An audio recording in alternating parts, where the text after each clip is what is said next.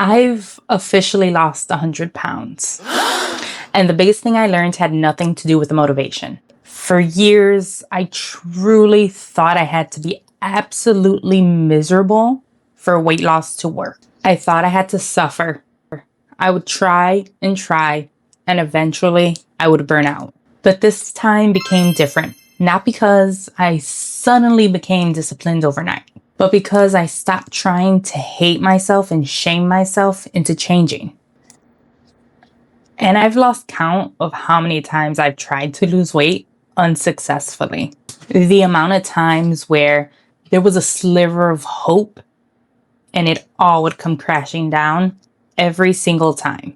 I had a lot of cycles of restarting. I would consistently emotionally eat. I had this all or nothing perfection mentality. And when one little thing didn't go my way, I would quit. I'd say, I'll start Monday. I'll start next month. I was a person that wanted fast results.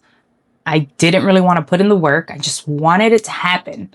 I thought that the wishful thinking of weight loss would make it happen. But you can't just manifest things. You have to take the steps to do it. And it was something I did not understand. I have lost and regained weight many times until I got to my heaviest, 320 pounds. No matter how bad I felt, I truly thought I just needed the motivation. I just needed the discipline. I needed the perfect plan. I needed the perfect meals. I tried everything. Different shakes and workouts on the market.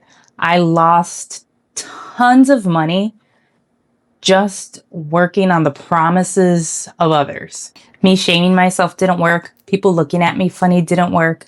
People telling me that I should just get weight loss surgery when I was a teenager didn't work. Nothing worked. At my heaviest, getting up to go to the bathroom was a struggle. Everything was a struggle. I was sad, depressed, couldn't really enjoy things. I didn't fit on airplanes. I didn't fit on roller coasters. And I love roller coasters. I would hide the seatbelt with a sweater so that I didn't have to ask for an extension. The more I researched things, the more I realized, it might be my mindset. It might be my mental health. Maybe I should try and figure some of these things out. Because at the end of the day, no one can make you do anything. It is your responsibility. As I started working on my mindset more and more, I started to lose some weight. But after losing 40 pounds, standstill for months. Mindset, great. My mental health and working on that, good. I've always been a researcher. I've always wanted to know what makes things tick. I always collect data. I always want to solve a problem. I never want to say I can't. Even during those struggles, I can't wasn't a part of my vocabulary, at least out loud. But it definitely showed. Being in that 40-pound plateau, I really dug deep. I realized that I needed better tools. I realized that I didn't simply just want to lose weight. I also wanted to enjoy my life, because you can be skinny and miserable too. I wanted my weight loss to be sustainable. I wanted to be able to enjoy cultural foods, enjoy a birthday, enjoy a vacation, and not freak out and worry about the scale. As I learned, studied, and changed, 7 things became very apparent. The first is motivation doesn't last. Motivation is so easy when something is new. When you're reading about a new program or listening to a new podcast, everything seems so wonderful, so fresh. You're ready to seize the day. I was definitely one of those people. I would just, I'm going to do this. Let's go. And then after a week or two, it wasn't fresh. It wasn't interesting. It wasn't fun. I had to learn that motivation actually comes from progress. Motivation is starting to do something even though you don't want to. Motivation comes from building systems and habits that make this all easier and sustainable. The second truth, weight loss got way easier when I stopped punishing myself. Of course, I punished myself with words. I punished myself with restriction. I punished myself with fasting. Yes, fasting's good for you and a tool, but I would go overboard. And then I would binge eat when things didn't go my way. I thought I had to earn food. Truth 3, and this ties in with the last one. My relationship with food mattered more than any diet. In my family, no matter what happened, there was food. Happy, food. Birthday, food. Vacation, food. Grief, food. Nighttime, food. Hangout, food. It was all food. Now, it's not my family's fault. My relationship with food has to do with me. Instead of dealing with my feelings, I comfort ate. I emotionally ate. I closet ate. I binged. I did that not to feel my feelings. Because if you have something in your mouth, you're not feeling your feelings, you're not worrying about it. More and more, as I went through this journey, I realized how much food noise I had. And food noise doesn't go away. One of the tools that I gained after I was stuck for those 40 pounds was using an injectable. And let me tell you, it's not a miracle. Food noise still happens every day. Now it's just more manageable. And that's the point. Food noise isn't going to disappear, but I have a tool to help me manage it. And I used what I learned through my mindset coaching and learning about mindset and just really digging deep into myself, cutting my excuses and asking, why do you eat the way you do? Were you actually hungry? Are you stressed? What do you need that you're trying to cover with food? Sometimes I just needed quiet, just a quiet moment alone. Sometimes I needed to journal and just purge all my thoughts on a paper. Sometimes I just needed to let it go. And other times I just ate because I ate. Just, it is what it is. The fourth truth is walking. I used to do all kinds of intense workouts. One of the times that I tried to lose weight, I'd be in the gym for 3 hours. And it wasn't 3 hours of lollygagging around. It was 3 hours. Walking, I started slow. I started with walking challenges, going outside, walking inside, getting a walking pad. 30 minutes every day. We don't have to run a marathon. We don't have to run a 5K. I just started walking, having movement. I would walk after a meal, and I noticed that I felt better. As I did my challenges, I started walking more and more.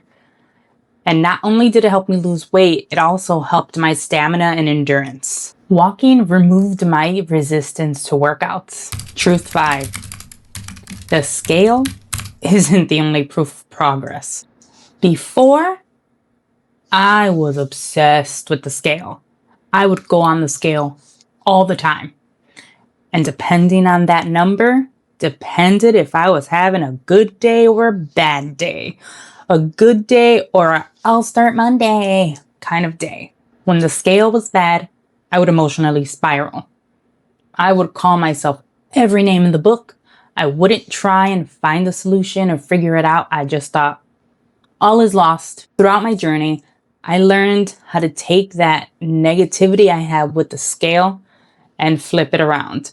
I learned how our body fluctuates and what our body does when it has extra sodium, extra water. Our body fluctuates so many times, and I'm very glad I learned that because my obsession with the scale on a daily level was diabolical. A mess. My scale has an app and measures a lot of things. I can see a lot of trends and body fat and, it's not going to be as great as a DEXA scan, but it helps me a lot. My non-scale victories, the energy that I feel, how my clothes are fitting me. There were times where the scale didn't move, but I fit in a size smaller. I was gaining a confidence I never had. My mobility, my stamina, everything was getting better. But you do have to work on your mobility. It's not going to just get better, but I wasn't huffing and puffing just going to the bathroom. I was practically having an asthma attack just going to the bathroom. So although some weeks the scale didn't move, my life was still moving, and I wasn't letting the scale keep my mind stuck. Number 6, not everyone will understand the new version of you. Everyone is used to how you were, and it takes quite a bit to get used to the new you. It's not someone trying to sabotage you. It's not someone trying to be mean or hurtful. They're just not used to the new you. I really had to stop expecting for people to immediately see my growth. We're not mind readers. I'm not a mind reader. They're not mind readers. And if you truly need a certain type of support from someone, you need to tell them. But at the end of the day, you have to be your biggest supporter. Truth 7. And this is a big one. Nobody was coming to save me. I realized that I truly had to take ownership of what was happening in my life. Nobody was making me not be active. Nobody was making me overeat. Nobody. I realized I couldn't wait for perfect timing. I couldn't wait for perfect circumstances. I couldn't wait for certain people to support me or for a whole household to eat the way I want to eat. Everything really changed when I took ownership of myself with compassion, with love and understanding, and not punishment. Beating yourself up with words is never going to help. Now, feel your feelings. There's no fake positivity here. But beating yourself up and talking real nasty negative isn't going to help. Even after losing 100 pounds, I still have a lot to learn. I still have a lot that I'm doing. I still have weight to lose. But now this journey seems so much easier. I know what to do now when I stumble. I know what to do now when I had a bad day. I know what to do when food noise comes creeping in and old habits start showing themselves. My life feels more sustainable now. I can enjoy the foods that I love, and I can still lose weight. I can nurture myself. I could still lose weight. I don't have to skip cake. I can still lose weight. I learned a lot about how my body reacts to food, what works, what doesn't, how I can push myself, and when I need to maybe back off a little bit. Like I said, I'm still imperfect and I'm still growing, but I am such a different person than I was 100 pounds ago. 100 pounds ago, I wasn't looking in mirrors. I don't have that many pictures of that time frame. 100 pounds ago, I had a lack of strength. I had a lack of confidence. I had a lack of mobility. I had a lack of self-care. There was a lot of things lacking. But I took responsibility and decided if I wanted things to change, I needed to change them myself. There was nothing else I could do but change things myself. You can lose weight without hating your life. And I wish someone told me that earlier. My entire goal with starting this channel and showing my journey is just to help other people realize that there's hope. There are little things that we can do every day to make ourselves 1% better and get to the goals that we need. What are your goals and what are you currently working on? Let me know in the comments below. Have a good one. Bye.